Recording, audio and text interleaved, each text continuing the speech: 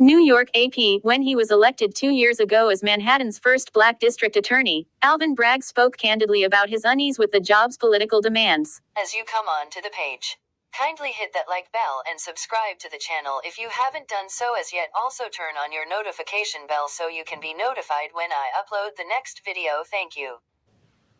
A former law professor, he's more comfortable entangling complex legal questions than swaggering up to a podium. But when the first of Donald Trump's 4 criminal prosecutions heads to trial on Monday, about alleged hush money payments to cover up a sex scandal during the 2016 election, Bragg will be at the center of a political maelstrom with few precedents. Even before announcing the 34-count felony indictment against Trump last year, Bragg was a lightning rod for conservative critics who said he wasn't tough enough on crime. The upcoming trial will test the Democrats' efforts to portray himself as apolitical in the face of relentless attacks from the Republican former president and his supporters, who say the prosecution is the epitome of partisanship. Echoing the racist tropes he has deployed frequently against his legal adversaries, Trump has called Bragg a thug and a degenerate psychopath, urging his supporters to take action against the danger to our country. Bragg, who declined to be interviewed for this story, has rejected that, comparing the prosecution against Trump to any other case of financial crime. At its core, this case today is one with allegations like so many of our white-collar cases, Bragg said in announcing the indictment last year. Someone lied again and again to protect their interests and evade the laws to which we are all held accountable.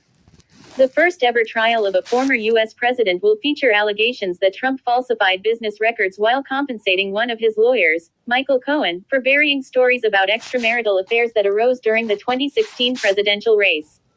The charges, which carry the possibility of jail time, threaten Trump's campaign schedule as he faces a general election rematch with President Joe Biden. They have also turned a spotlight on Bragg, who since bringing the indictment has been the target of scores of racist emails and death threats, as well as 2 packages containing white powder.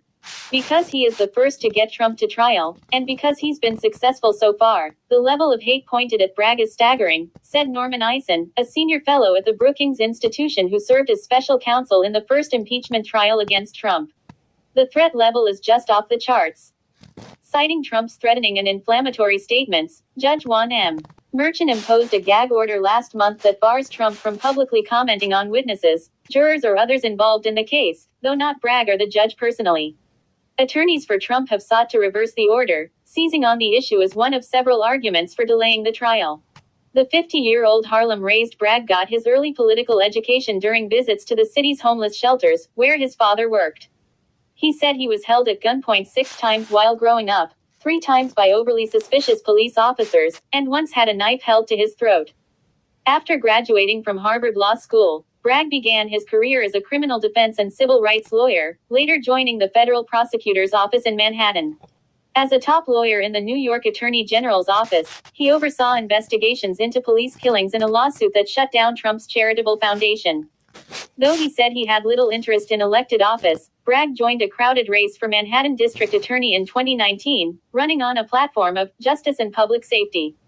Compared to many of his opponents, Bragg took a more measured tone in detailing his plans for the investigations into Trump and his businesses, which began under former District Attorney Cyrus Vance Jr.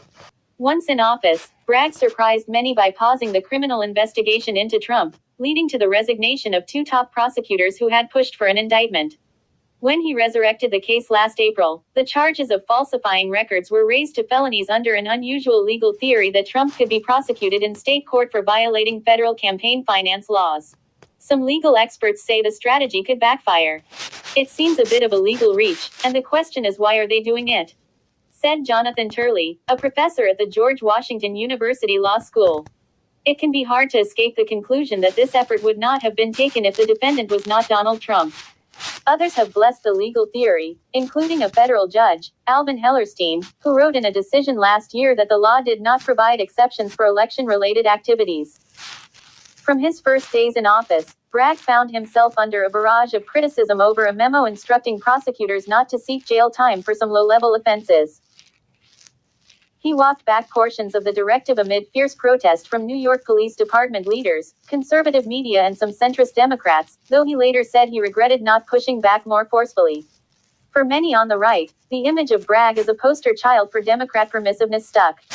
When you're the district attorney, you are also a politician, and there's been a slight failure to grasp that, said Rebecca Royfee, a New York law school professor who taught alongside Bragg and previously worked in the Manhattan District Attorney's office. The fact that he's not attuned to what he needs to do politically to get things done is both a strength and a weakness. Though most major crime rates in Manhattan remain lower than before Bragg took office, conservatives continue to accuse him of allowing rampant lawlessness. Republicans convened a congressional field hearing in New York to examine what they said were Bragg's pro-crime, anti-victim policies. Bragg was pilloried on the right again earlier this year when he declined to seek pretrial detention for some men accused of brawling with police officers in Times Square. The decision sparked criticism not only from conservatives but also Governor Kathy Hochul, a Democrat, and top NYPD officials. Bragg defended himself, telling reporters, "The only thing worse than failing to bring perpetrators to justice would be to ensnare innocent people in the criminal justice system." He later announced several men initially arrested played only a minor role or were not present at all. In 2022, Bragg's office pressured the Trump Organization's longtime chief financial officer, Alan Weisselberg, into pleading guilty to evading taxes on company perks like a luxury car and rent-free apartment. Later that year, it put Trump's company on trial, and won a conviction on similar tax charges.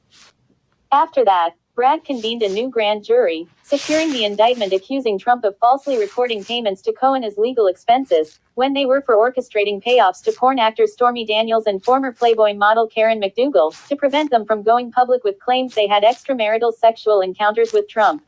Trump denies the accusations and says no crime was committed. Now, a jury is on the verge of being picked that will make a historic decision about whether Trump broke the law, or Bragg overreached. As you leave the page, don't forget to hit the like bell and subscribe to the channel if you haven't done so as yet. Thank you for watching.